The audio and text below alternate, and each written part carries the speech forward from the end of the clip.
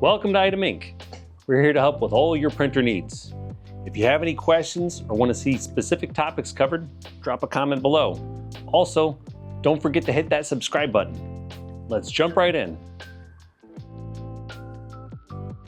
Today, we'll be covering how to replace the imaging kit in your Xerox C310 and C315.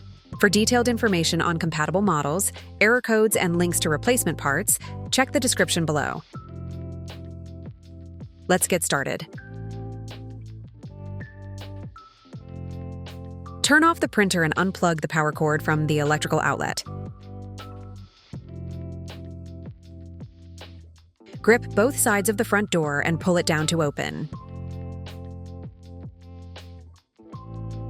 To access the imaging kit, press the Release tab to unlock the scanner, then lift it upward. Press the two tabs and pull the right cover outward to remove it. Then, set the cover aside. Push in the tabs, then carefully slide out the waste toner bottle.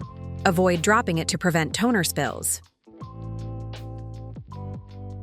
Lift the green tabs to unlock the toner cartridges. Repeat this step for all colors.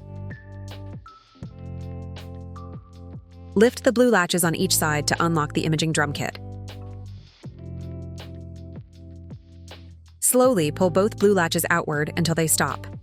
Do not force the imaging drum kit out.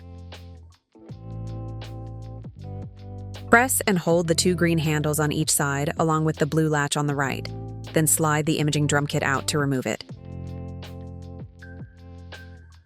To install the new imaging drum kit, lift it using the two green handles on each side. Then, align the hooks with the guides inside the printer.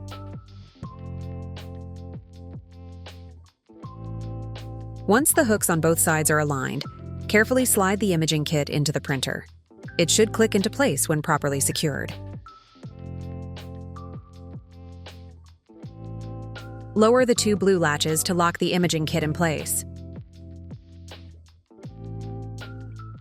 Place the toner cartridge into its slot and gently press down to lock it in place. Align the holes on the waste toner bottle with the guides inside the printer, then push it in until it clicks into place. First, align the tabs at the bottom of the right cover, then push it upward until it locks securely into place. Press the Release tab, then push down the scanner's right cover until it closes securely. Close the front door assembly.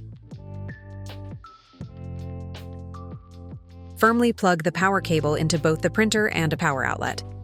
Then, turn on the printer using its power button. Well, that wraps up our step-by-step guide. Click the like button if this video helped you out. If you have any questions or feedback, leave a comment below. Subscribe if you want to be kept updated about new videos. And thanks for watching. And keep an eye out for that next video from Item Inc.